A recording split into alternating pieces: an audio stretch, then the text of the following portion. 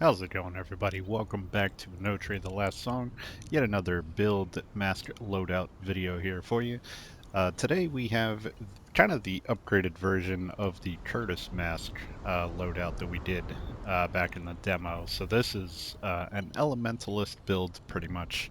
Um, Obviously, these are the stats that I finished the game with, so you're going to want to um, have your Elementalist stat a lot higher than I do currently, but this is just to kind of showcase what you can build up and do with the build.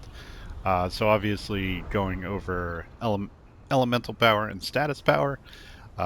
Status power is it increases the effectiveness of attacks that inflict the status effects. So this is how you're going to build up a status on the enemy quicker, and then elemental power increases the amount of elemental damage you deal with your elemental attacks. So just to clear that up, and then so for our weapons, we are using the blacksmithing hammer, mainly because this is not obviously not the strongest elemental weapon in the game. However, um, I feel like it's a good. These two weapons are good here because both of them are dually infused with two elements, so that you don't have to level up four separate weapons with the different elements. So you got two on each. So with this, you have Viz damage and we have Fatuo.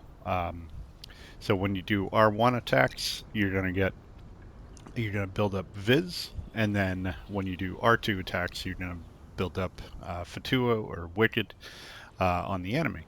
So super good. And then the fatherly support.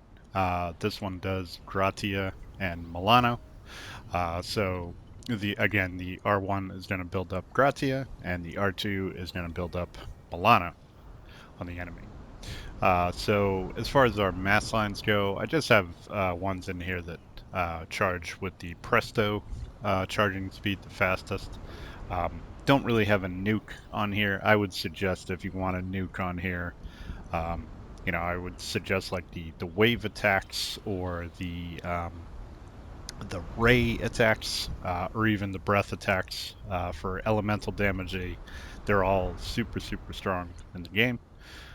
Going over the mask that we're using at the final stage of the build, we're using the Gondolier's mask. You have to farm this up anyway to complete the quest with Bargrith and Lido. So this increases your status power, and your attack power is also increased while awakened. Now, awakened again is when your arms glow white after performing a finishing blow on the enemy. Some people have said on the subreddit that when you change loadouts, your arms glow white, and that means you're awakened too. Not entirely sure that's the case, but it kind of would make sense. It's the same kind of animation, but not entirely sure. Anybody knows and wants to, you know, confirm that, that'd be great. And then for the aspect, we're using the aspect of the Elementalist, of course. This increases your elemental power by 30%, which is pretty beefy. For the perks, we are using Maestro Elementale. Your elemental power and status defense are massively increased. The Infusion Master Part 1, while your weapon is infused, you deal increased elemental damage. We're using the Fatuo path.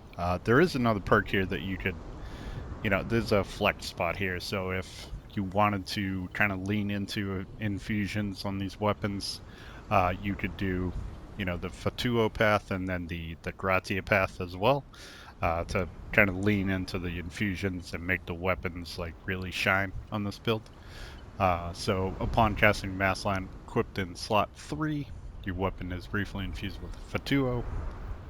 And then to go alongside that, we're using State of Harmony, which increases the duration of all weapon infusions, because they are pretty short. So using this, I feel like, is a must if you're really leaning into the infusions on the weapons for the build. We have Exploit Weakness, your status power is increased. Additionally, all damage dealt to the enemy affected by a status effect is increased. And then we have Annihilator. Your weapon attacks have a chance to deal increased damage. So these two spots are, I feel like this one is a must. The Annihilator is nice. I feel like that's the flex spot there if you wanted to use the Gratia path as well. And that's pretty much it. I mean, it's a very fun build to do. The parry gem, we're using the one for anti-magical melee.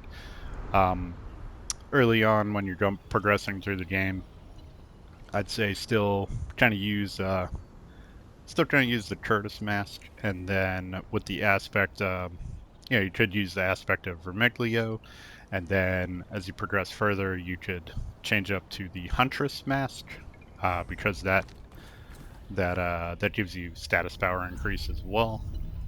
We'll just look at the masks here, but then yeah, once you get to the third region, you could essentially use the Gondolier once you farm it up. But yeah, the Hunter's Mask. Kill an enemy with a mask line gives you a chance to instantly enter the awakened state. Your critical damage and status bar are also increased while awakened. So pretty pretty solid option considering you get the Huntress Mask in the second region, and then you get the Gondolier in the third region. So good kind of progression on just overall building up the build as you progress through the game. But yeah, it's super fun, and I love these weapons. The fact that they're dually infused, the only two in the game that are like that, pretty great. One you get at the very beginning, and the other one you get at the very end. So yeah, if you guys have any questions or let me know if you did an elementalist build, what you used. Very curious. So stay tuned. More coming at you. Take care.